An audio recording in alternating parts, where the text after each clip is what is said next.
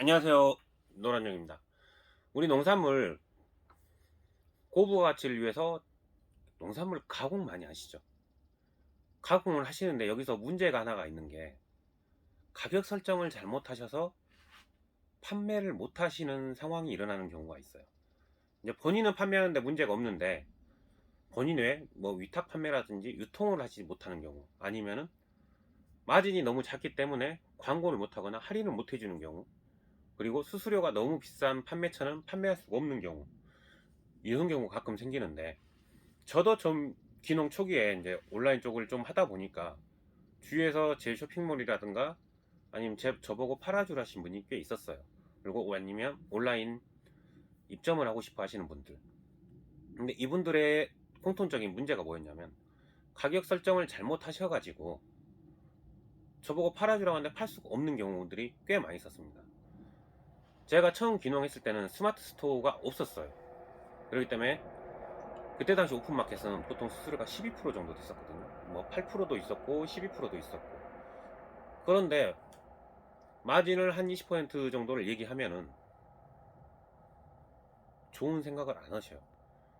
실질적으로 수수료가 그렇게 10% 정도가 넘어가 버리기 때문에 저의 마진은 적어도 20% 정도는 얘기가 나와야 어느 정도 판매를 하고 홍보를 할 수가 있는데, 그렇게 할 수가 없었던 거죠. 그러면 지금은 그나마 로컬 푸드가 수수료가 10%에서 15% 정도 되니까 괜찮하고 이해를 많이 하시는데, 그때 당시는 그걸 못했었어요. 근데 지금도 가격 설정을 잘못 하셔가지고 본인 판매는 하지만 유통을 못 하시는 경우, 아니면 할인을 못 하시는 경우, 광고를 못 하시는 경우가 굉장히 많습니다. 저의 사례를 이야기해드리면, 귀농 전에 일했던 곳이 비료 제조업체였어요. 근데 제가 기존에 있던 업체들은 대부분이 유통업체였지 제조업체는 처음이었어요. 그러다 보니까 농업용 제품에서 가정용 제품을 만들었는데 이 제품 가격을 설정을 잘못한 사례가 있었습니다. 어떤 사례였냐? 제조 원가가 2,000원이니까 3,000원에 팔면 되겠다? 보통 이렇게 생각을 하시죠. 이렇게 생각하시는 분 많아요. 그래서 그렇게 가격을 설정을 했어요.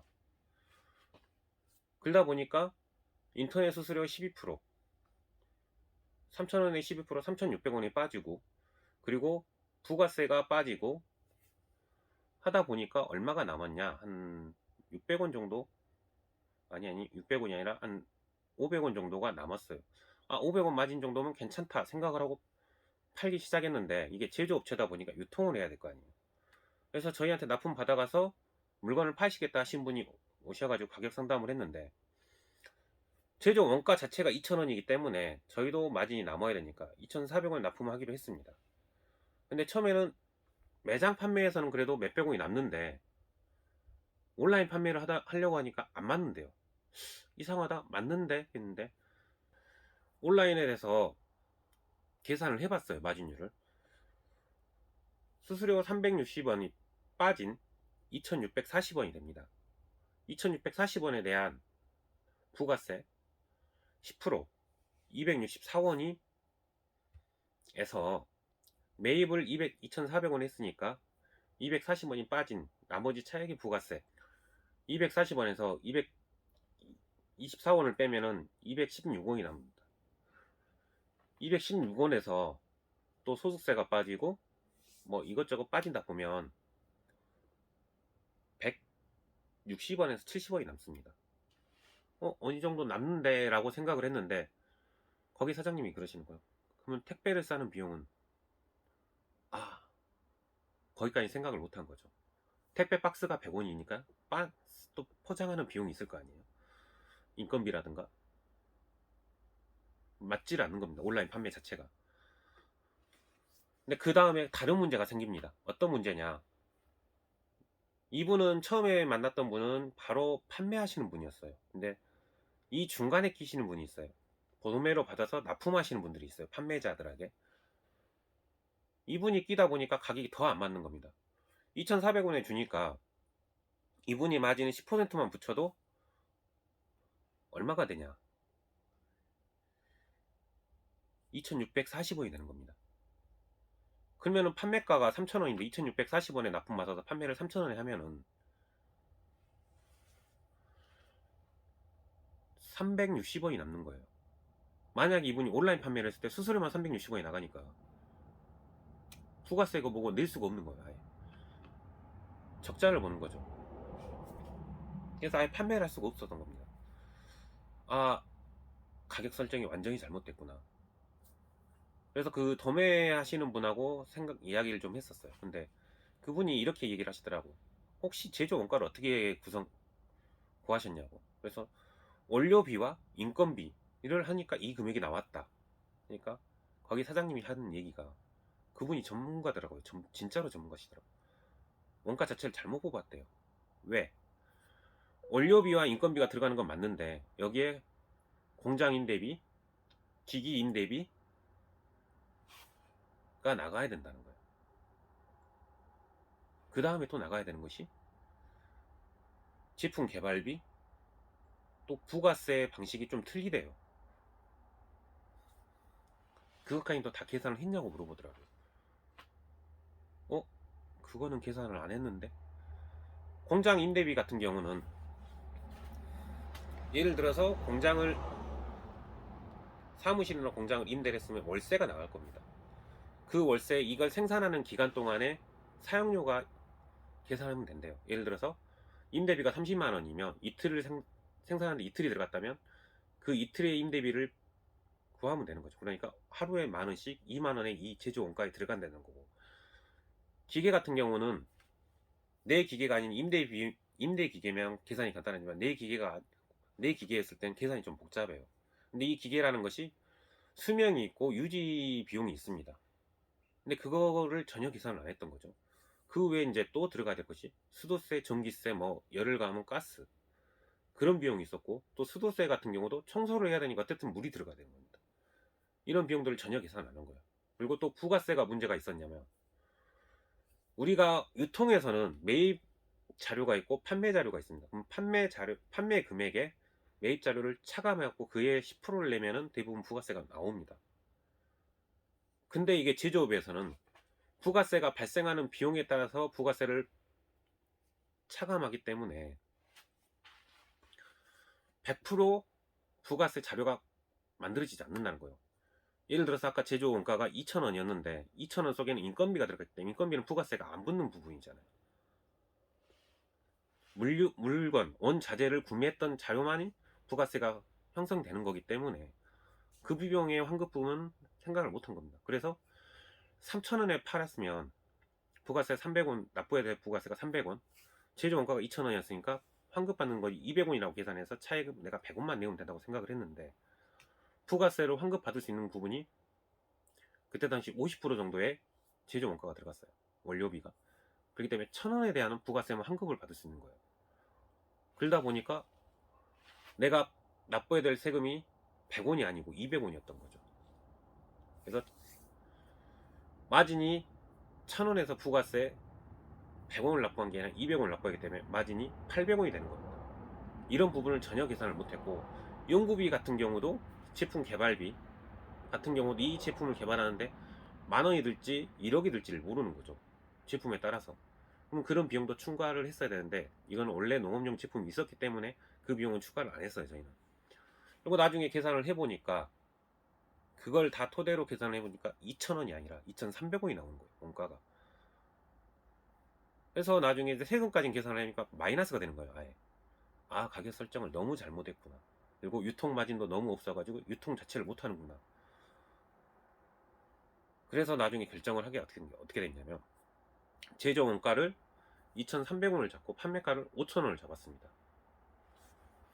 그래서 저희가 도매 업체에다 얼마에 줬냐, 2,800원에 납품을 했어요. 2,800원에 납품을 하니까 저희도 이제 어느 정도 몇백 원, 1, 200원에 수익이 남는 거고, 유통업체, 그 도매업체 사장님은 납품업체에다가 3,200원 해주셨대요. 2,800원에 남아서 본인의 수익 마진을 붙여서 10원 단위를 반올림 해가지고 3,200원 납품하셨대요. 그러다 보니까 3,200원에 납품 받으신 분들이 판매를 했을 때 35%의 마진이 붙는 거예요. 1,800원 정도가 마진이 되니까. 기존에 3,000원 했을 때는 그래서 온라인 판매하시는 분들이 판매율이 안 올라왔었어요, 거의. 그리고 판매도 잘 안 됐고. 근데 5,000원으로 하니까 오히려 판매가 더 잘 되는 거예요. 희한하다. 가격이 올랐는데 어떻게 이게 판매가 되지? 나중에 그 상품들을 검색을 해봤는데 이 사장님들이 마진율이 좀 되니까 홍보도 할 수 있었고, 그 다음에 할인 쿠폰도 달아줄 수 있었던 겁니다. 할인 쿠폰과 홍보를 하니까 매출이 올라간 거예요. 그만큼. 그전에는 마진율 자체가 없으니까 홍보도 할 수도 없었고 할인 쿠폰도 달아줄 수가 없었던 거죠. 그 가격대로 그대로 팔다 보니까 경쟁률이 없으니까 서로 가격이 안 나고 본사만 나가는 거예요. 이래서 소매업자들한테 마진율을 더 줘야 되는구나. 그때 깨달았습니다. 즉, 지금 농산물 가격을 내가 팔 거라고 생각하시고 물건을 만드셨다면 상관이 없는데, 직접 가공하시는 분들은 어차피 납품을 못 하니까 상관은 크게 없어요. 그래도 그분들도 잘 생각을 해보셔야 돼요. 마진율이 너무 타이트하면은 내가 할인 쿠폰도 달 수도 없고, 뭐 광고를 할 수도 없고, 그 광고하는 순간 적자각을 보니까요. 할 수가 없는 겁니다. 그래서 지금 요즘 라이브 쇼핑도 많이 유행을 하는데, 대부분의 라이브 쇼핑 매출이 많이 오르는 게 할인 쿠폰을 좀 달아주신 분들이 많이 올라요. 근데 이게 마진율이 적다 보니까 이걸 할 수가 없는 거예요. 오히려 적자가 봐볼 수도 있고, 그리고 유통도 못하니까 어쩔 수 없이 농가에서 직접 판매를 다 해야 되는 건 부분이니까 마케팅도 해야 되고, 농가분들은 광고도 해야 되고 마케팅도 해야 되기 때문에 더 힘든 거예요. 유통을 통해서 좀 납품을 할 수 있으면 좋았는데, 이게 납품할 수 있는 마진의 구조를 만들 수 없었으니까 이게 좀 안타까웠었던 거예요.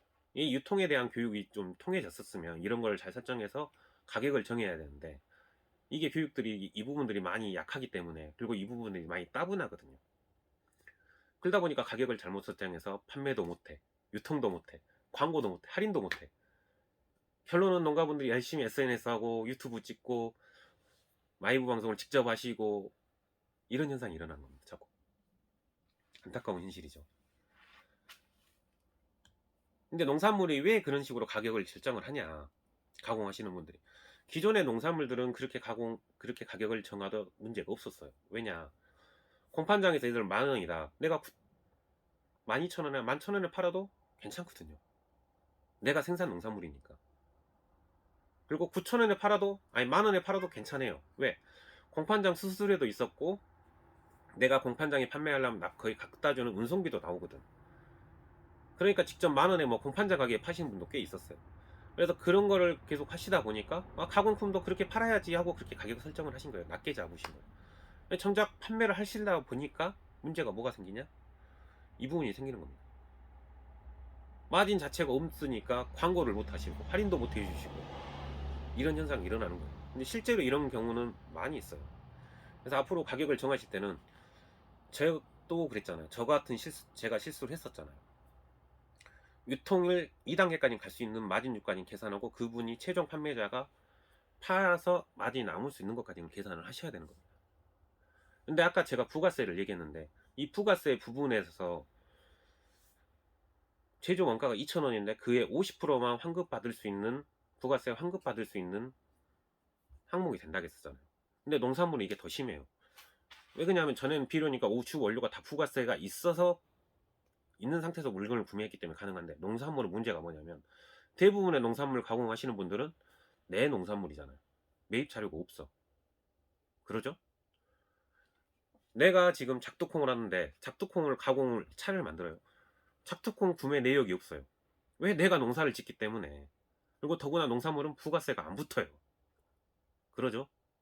그러면은 작두콩 차 최종 원가가 10,000원이었다 했을 때 부가세를 환급받을 수 있는 부분은 포장지밖에 없어요. 그럼 포장지의 가격이 한 300원이다. 300원에 대한 부가세 환급밖에 없어요. 그래서 최종 원가가 10,000원인데 한 12,000원에 팔겠다 했을 때, 이 12,000원에 대한 300원을 제한 나머지 부가세 내가 다 감당을 해야 되거든요.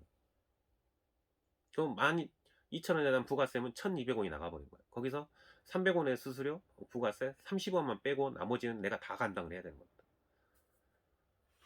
그래서 농산물 가공을 하시면, 무조건 가공을 하시면 부가세가 붙기 때문에, 그리고 단계가 넘어갈수록 다 그분들도 세금이 붙고 유통마진이 붙기 때문에, 농산물 가격 측정을 하실 때는 무조건 내가 얼마만 팔면 되겠다가 아니라 2단계까지 아니면 때로는 3단계까지 넘어갔을 때 마진이 가능한 가격을 결정을 하셔야지 농산물을 내가 팔 수도 있고 유통업자가 판매를 할 수도 있고, 그리고 유통업자 입장에서도 최종 판매자 입장에서도 할인도 할 수 있고 광고도 할 수 있는 거예요.